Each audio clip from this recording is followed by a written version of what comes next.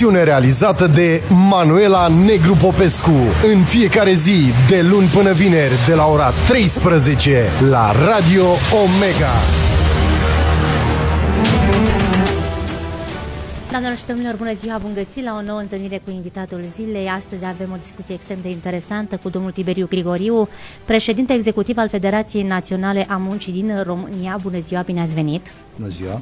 Începe săptămâna în forță cu un anunț nu tocmai fericit pentru pensionarii din România. Aș vrea să-l comentăm la începutul emisiunii.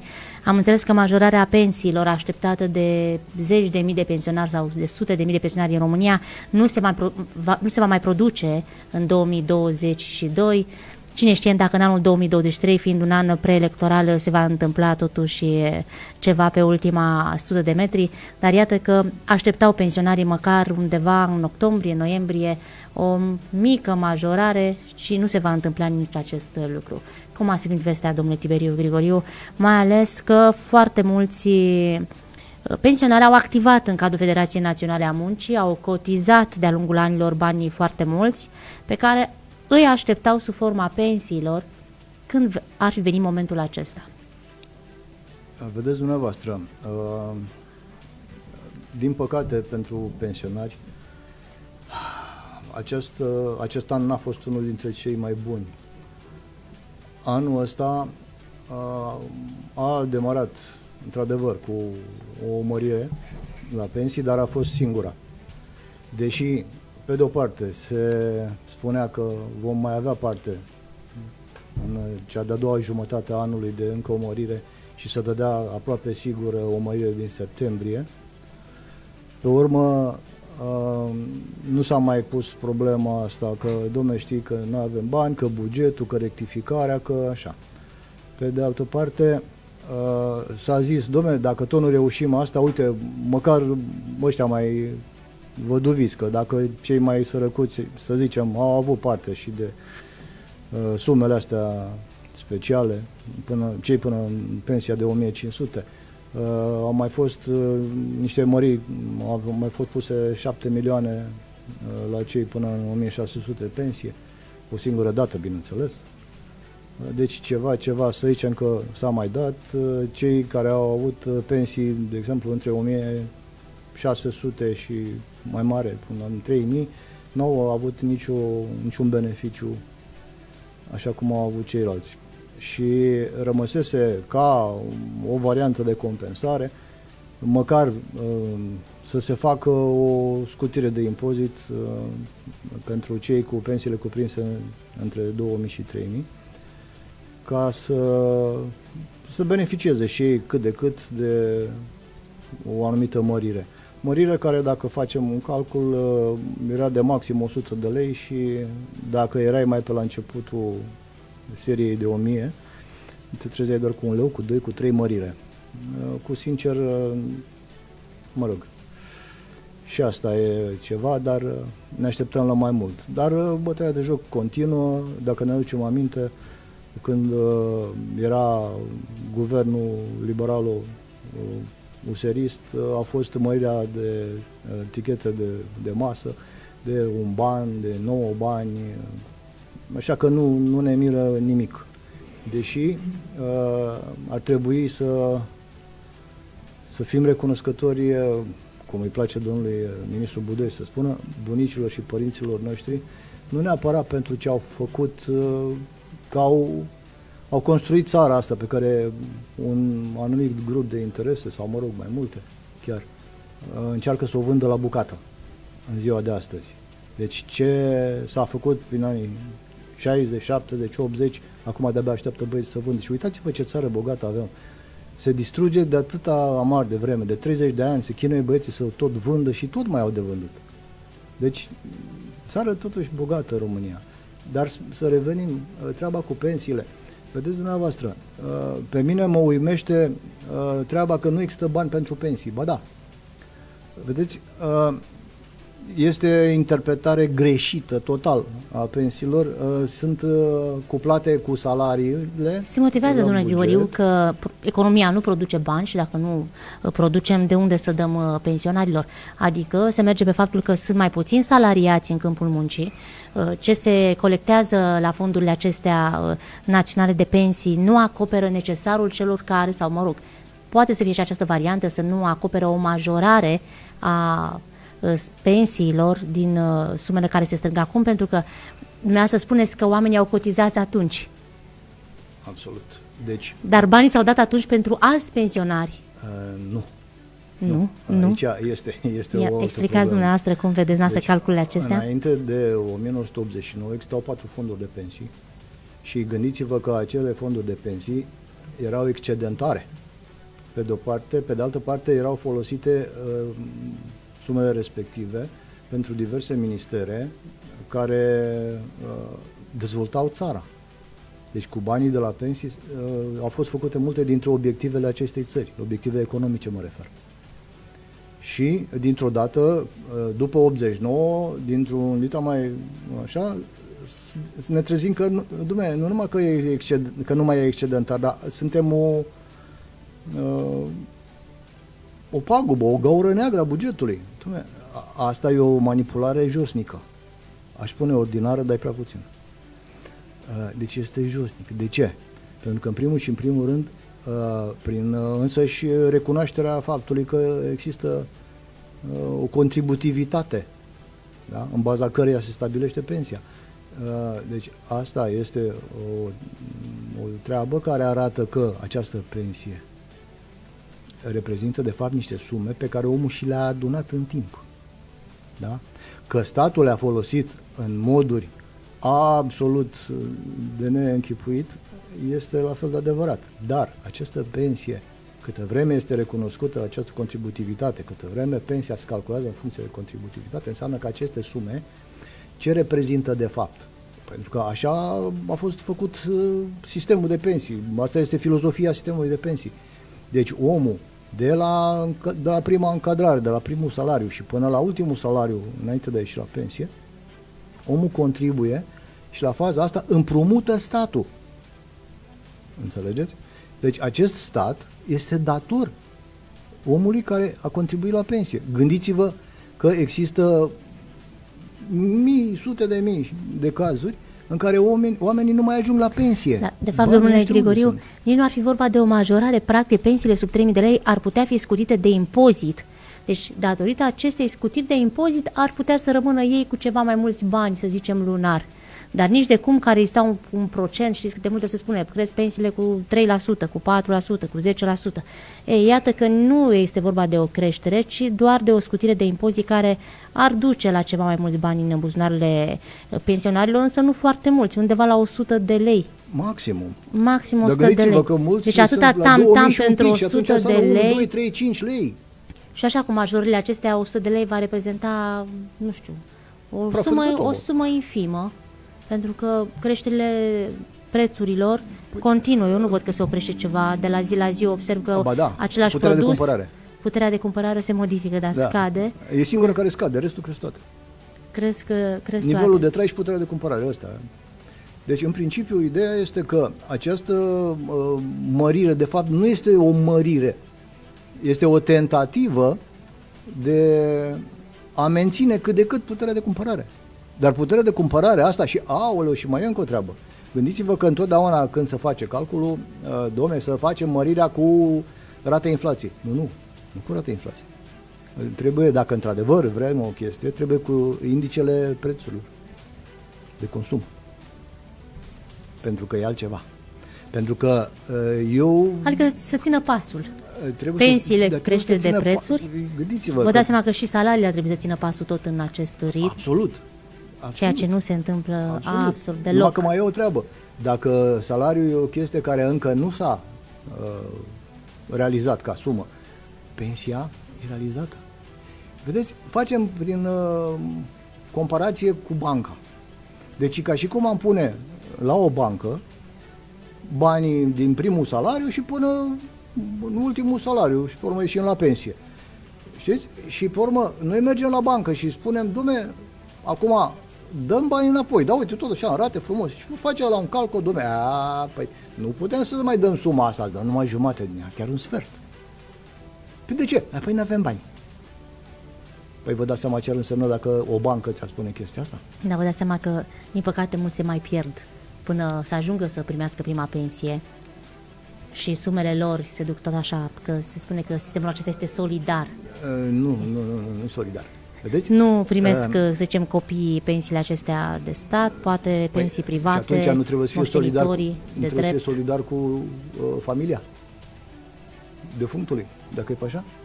Solidar cu cine? În mod normal ar trebui ce ai dat să ți se întoarcă, chiar dacă nu mai ești, să zicem, printre oameni, să ajungă la copii, eu știu, alții, absolut de acord, alte niște bani de munciți. moștenitori. Sunt niște bani pentru munciți. că i-ai muncit, da. Deci, după ce că și așa la sănătate, vai și amar, știți care este situația, că dai acolo și pe urmă când ajungi la spital trebuie să mai dai în continuare.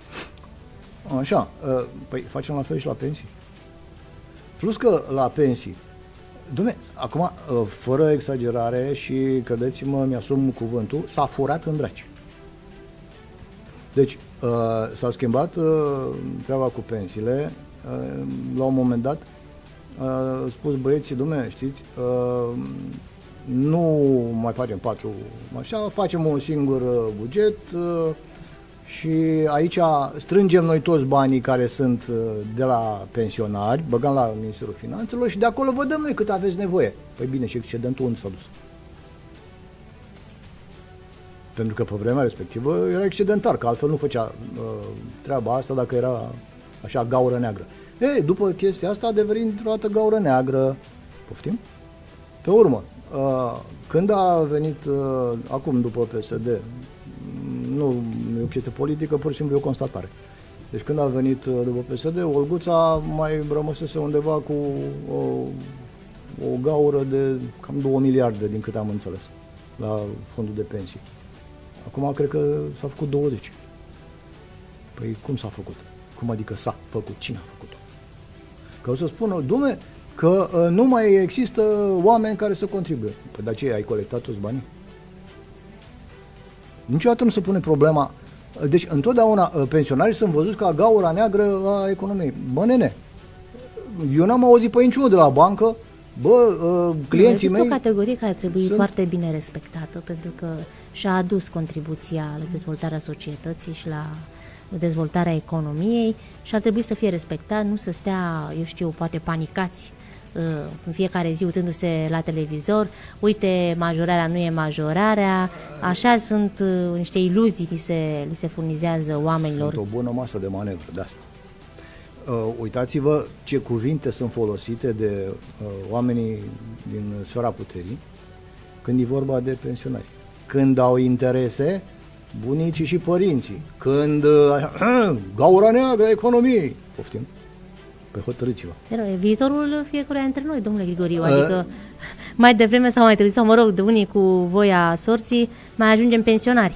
Da, negru, eu am o vorbă care mi-a plăcut fantastic de mult și care spune că bătrânețea este un privilegiu care nu este dat oricui. Mai ales în zilele astea în care, uitați-vă că deja începem să fim forțați să mâncăm gângănii, să mâncăm tot felul de porcării chimice, modificate genetic și vai de mama noastră. Păi și atunci... Da, unde n-am văzut că este ceva obligat în România, tot văd și eu știe de acest gen, dar nu mi s-a pus în mod, nu știu, forțat, în farfurie, un piure de greier. Stați un pic.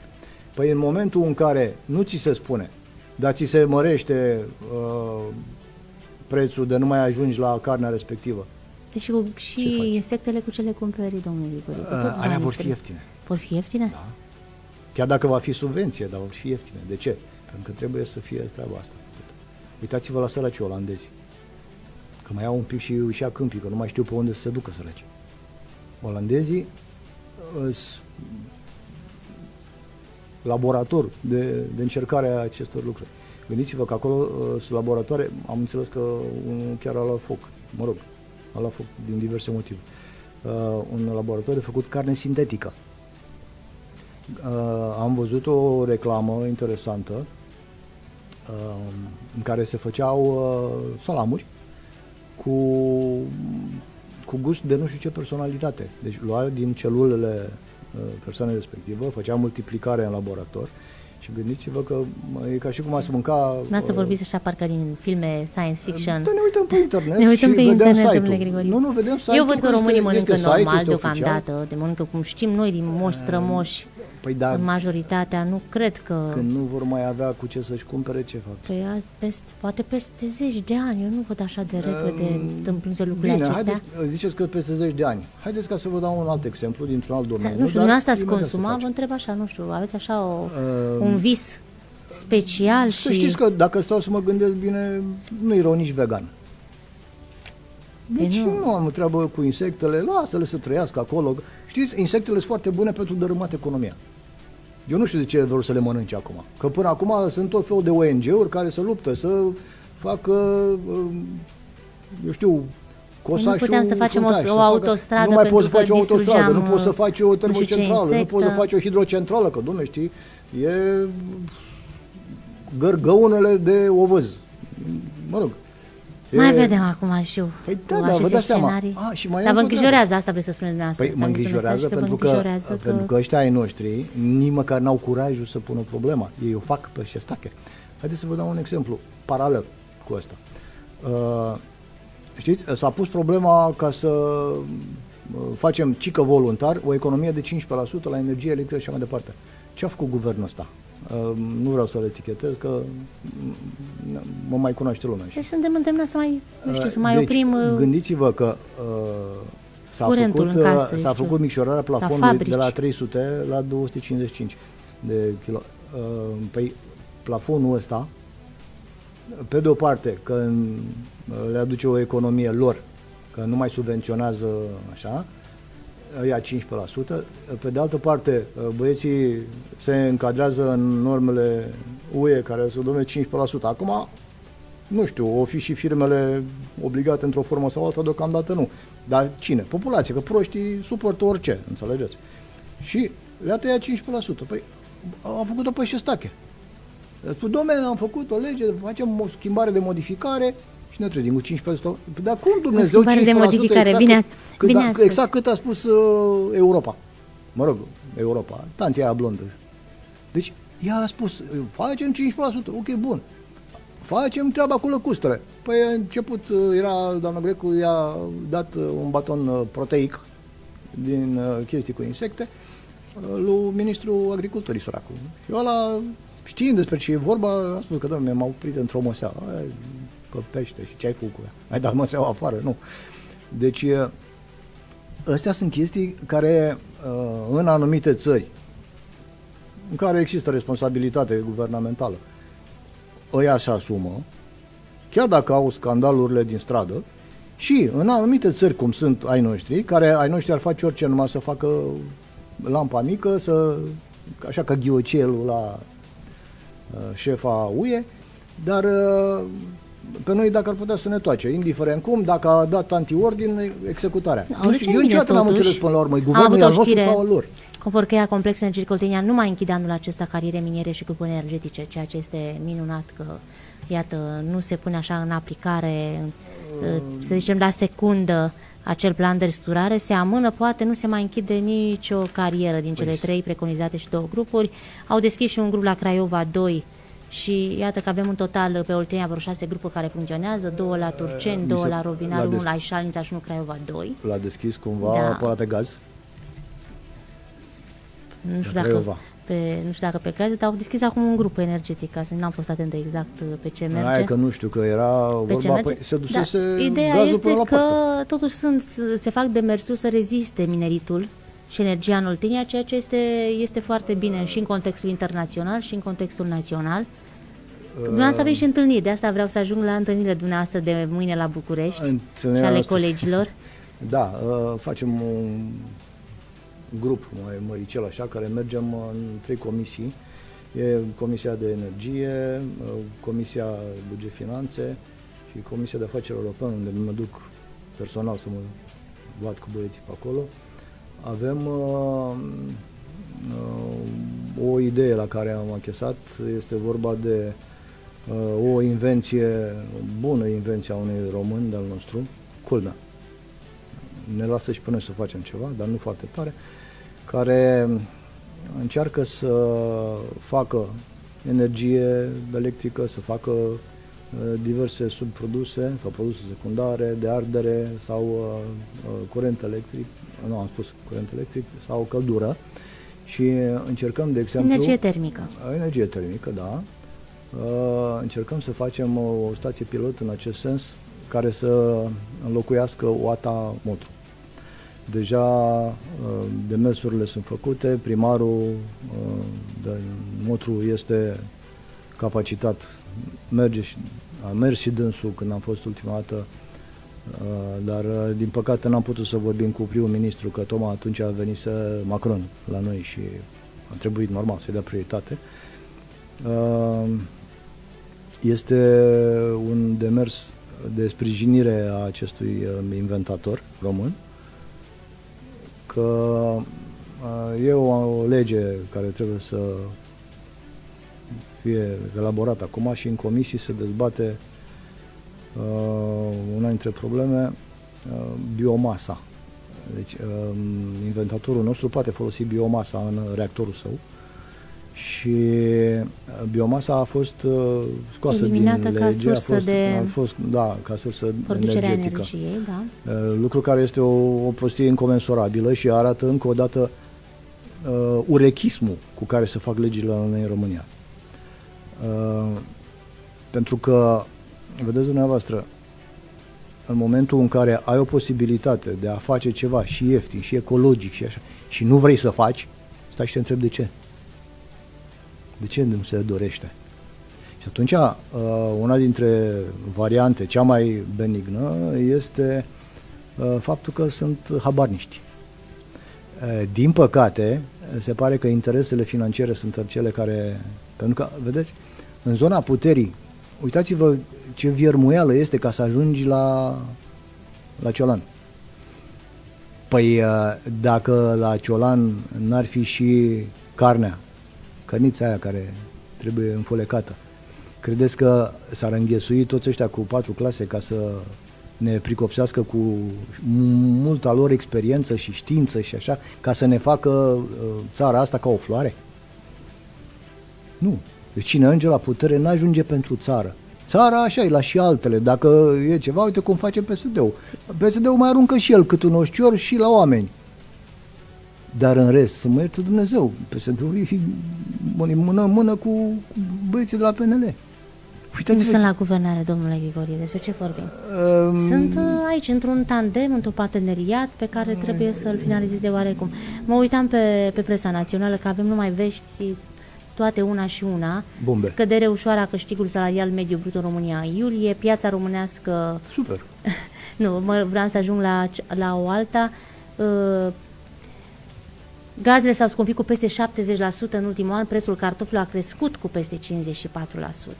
Deci plătim mai mult pe gazele naturale, da, să ne încălzim locuințele și să gătim, și de asemenea plătim mai mult de 50% pe cartofi, ceea ce ei reprezentau, să zicem, o hrană sigură și ieftină la îndemâna oricărui om, adică să-și ia 1 kilogram de cartofi, să facă o mâncare.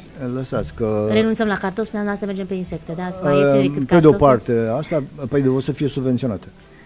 Pe de altă parte, gândiți-vă că aceste măriri care, să zic că la pensii cel puțin, prin legile este, când se spune că vor fi mărite, mărite e un fel de a spune, cu rata inflației. Gândiți-vă că rata inflației, dacă avem procentele astea pe care le-ați anunțat adineauri, nu e nicio problemă, pentru că media va fi scăzută prin prețurile la obiectele de lux, de exemplu. Da? Deci un preț al unui iaht, o barcă, o chestie de genul ăsta, băuturile fine, țigările fine, toate astea care sunt așa. Dar nu, astea de obicei, n-ajung la oamenii simpli, domnule. Aici e șmecheria. Că asta, oamenii vedeți, simpli aici e șmecheria. Nu-și fac astfel de probleme că să dacă ar merge produse de lux. Dacă ar merge pe indicele prețurilor de consum această mărire, ar fi mult mai mare decât asta. Și atunci ce facem? Hai să le dăm la băieți o variantă mai mică, ăștia mai fraiere așa. Uite, le băgăm și astea așa, pentru că rata inflației este o medie. Dar e media și la produsele de larg consum, dar și la cele de lux. Deci mergeți mâine cu reprezentanții Federației Naționale a Muncii în 3 comisii ale Parlamentului României, să înțeleg. Da, suntem pentru a vedea dacă puteți modifica ceva sau niște amendamente la legea energiei. Inventatorul Horneț. Iulian Horneț știm că a fost la noi la emisiune și am vorbit despre... Va fi prezent și va fi vârful nostru de lance, fiind posibilitatea de a produce energie electrică sau și termică cu costuri foarte mici. Absolut. Și pentru, să zicem, un număr foarte mare de locuitori, cum ar fi cazul în Motru, acolo unde OATA are probleme de zeci de ani, sau mă rog, după 1990, cam de obicei are probleme această uzină de termoficare. La Târgu Jiu nu se pune problema deocamdată, decât să avem bani să ne plătim facturile, nu? Că suntem racordați individual. Știți cum este? Nici nu ne trebuie bani, că poți să ne ia și casele, nu e nicio supărare, că dar... Știți? Ziceți dumneavoastră că nu o să reușim și va trebui să ne împrumutăm la bancă și uite așa o să pierdem locuințele. Mergeți pe un scenariu mai avem alternativă? Negru. Alternativa cei de la federațiile acestea sindicale, nu știu, mai există multe federații sindicale sau dacă mai există, mai au ceva număr de oameni? Că suntem multe. Se observă, domnule Tiberiu Grigoriu, o scădere a puterii sindicale în România, pentru că într-o vreme, într-adevăr, sindicatele și dictau și puneau conduceri și făceau schimbări, deci erau chiar niște parteneri foarte serioși de temut pentru politicieni și pentru administrațiile statului, indiferent de rangul pe care îl purtau acestea. Din ce observ în ultima vreme, sindicatele au un rol pur decorativ. Sper să fie o greșeală din partea mea, să nu fie așa o observație reală și totuși să fiți cotați ca parteneri care să conteze la masa negocierilor cu guvernul, cu alte foruri. Vedeți dumneavoastră, politica lui Divide et Impera a afectat foarte puternic partea sindicală. S-a încurajat ridicarea unor lideri fără valoare, dar cu gura mare, că dacă îi întrebi definiția sindicatului, nu știu câți dintre ei o cunosc, dacă îi întrebi principalele funcții ale sindicatului, nu știu câți dintre ei le cunosc. Deci dacă mergem pe teoria elementară, pe bazele teoretice ale sindicalismului, nu știu câți le cunosc. Păi uitați-vă că sunt câte unii săraci pe care îi bate gramatica. Da. Și atunci ce facem? Păi, nu e o mare problemă, am văzut politicieni cu doctorat care au ceva probleme momentan și de exprimare sindical, și deci, okay. Mai și afișează pe rețelele de socializare. Gândiți-vă că treaba asta sindicală a fost încurajată ca să se destrame. Aduceți-vă aminte că au fost lideri de sindicat care au încurajat plecarea cu ordonanțele, dacă vă mai aduceți aminte, în perioada 95, 97, până 2000. Și în condițiile astea, ei au fost încurajați ca să facă asta, dar nu cred că au făcut-o gratis. E opinia mea, într-adevăr. Dar părerea mea că nu au făcut-o gratis, că prea au făcut-o cu foc. Și ce înseamnă asta? Să-și scadă voluntar numărul membrilor de sindicat. Adică de ce ar fi făcut chestia asta? În mod normal trebuia să iasă în stradă. Păi în loc să iasă în stradă să... A fost în 1997, 1999, a fost mineriada. A fost mineriadele, dar ultimele, zicem, au fost ultimele zvâgnete. Au fost ultimele zvâgnete sindicale. Istorici, aș putea să spun. Păi uitați-vă că unde s-a făcut o treabă, am mai încercat cu Virgil Săhleanu și l-au omorât, au mai fost câțiva lideri pe care i-au omorât, dacă n-au reușit să-i omoare, i-a băgat în pușcărie. Uite, săracul, colegul nostru, Constantin Crețan, care a făcut pușcărie doar pentru că a vrut ca să apere drepturile unor muncitori. Dar trebuia dat un exemplu ca nu cumva să se mai întâmple și a băgat frica în oameni. Frica este un element foarte puternic de dezbinare. Și atunci, singura variantă este ca să se ajungă să fie omului. Și acum, ce face mișcarea sindicală? Acum, mișcarea sindicală nu mai face decât certuri interne, se împarte în două. De exemplu, la Federația noastră, Federația Națională a Muncii, cu ce se poate eu știu, prezenta în fața membrilor, în fața societății, cam... N-aș vrea ca să spună că ne lăudăm, dar avem ceva rezultate, avem rezultate inclusiv în domeniul ăsta al salarizării, avem câștiguri inclusiv în instanță la câteva din temele astea care așa, deci în mod pașnic încercați să rezolvați anumite Încercăm să facem treaba asta, dar vedeți, noi nu suntem din aia care să ieșim în față ca păduchele și să ne lăudăm, ne batem o cărămidă în pec. Mamă, cine suntem noi? Nu. Noi dacă facem ceva, facem pentru oamenii noștri. Dacă vor și alții, nu e nicio supărare, îi așteptăm cu drag. Dacă se poate extinde ce facem noi și la alții salariați, cu drag lucrăm și pentru ei. Pentru că dacă facem o treabă, noi o facem pentru o idee. Vedeți? Noi chiar știm ce e la sindicat. Și mai e încă o treabă, uite, de exemplu, liderul nostru, Constantin Crățan, este mai cunoscut, vă rog să mă credeți, este mai cunoscut peste hotare decât în România.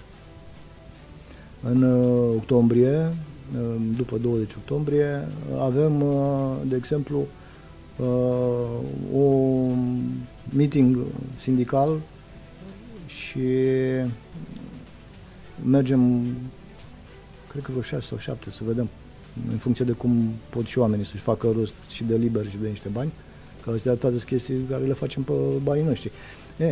Avem un lider, deci avem un meeting la Paris. Facem 3 zile de manifestații pe acolo.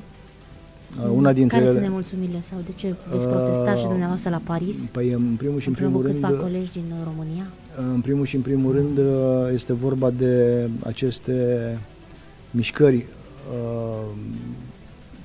teoretic haotice, dar se vede clar că sunt foarte bine orchestrate din spate pe piața asta a energiei. Pentru că este inacceptabil ca o țară care are resurse și care poate să fie ok, să fie obligată cică să se solidarizeze cu Germania. Păi, iertați-mă, Germania a fost solidară cu noi când ne-a fost greu? Nu mi-aduc aminte. Aduceți-vă aminte că am cerut, când a fost partea inițială a COVID-ului, am cerut măști la Germania. Măști, doamnă. N-am primit o mască de la Germania. Pe urmă și-au adus ei aminte că stai că așa, că parcă, dar până la urmă a rămas doar vorbe. Deci, din punctul ăsta de vedere, cum să fiu solidar cu cineva care până acum mi-a cărat am fost solidari cu Ucraina, suntem... Da. Păi da, văd că suntem solidari cu Ucraina atât de tare încât ne dărâmăm agricultura de dragul lor. Păi uitați-vă că toate chestiile cu cerealele, cu astea așa, sunt ale ucrainenilor pe la noi. Porturile noastre sunt blocate cu mărfurile ucrainene. Românilor pentru oricare om, cetățean. Da, dar împinsă până la nivel de prostie. Dar am observat, să zicem, o discrepanță pentru Ucraina, cu toții am donat.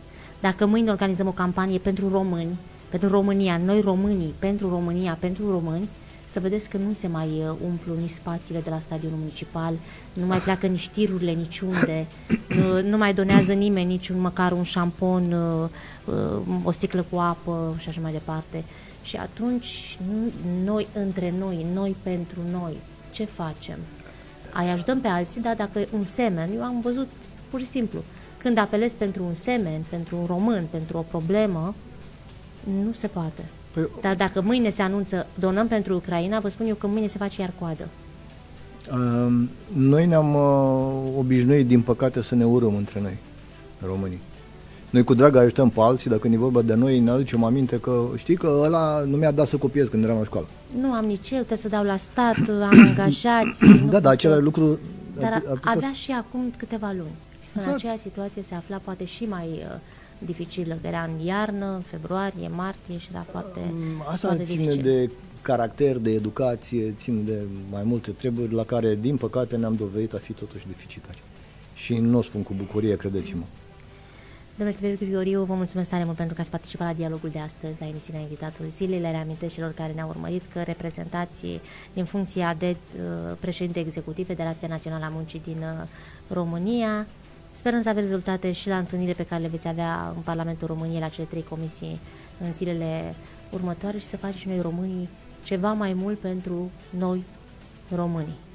Vă mulțumesc foarte mult. Vă mulțumesc. Doamnelor și domnilor, ați urmărit o nouă ediție a emisiunii Invitatul Zilei. Vă mulțumesc pentru atenția cu care ne-ați urmărit și de asemenea adresez mulțumirii colegului meu Alexandru Goanță pentru asistența tehnică deosebită. Numai bine!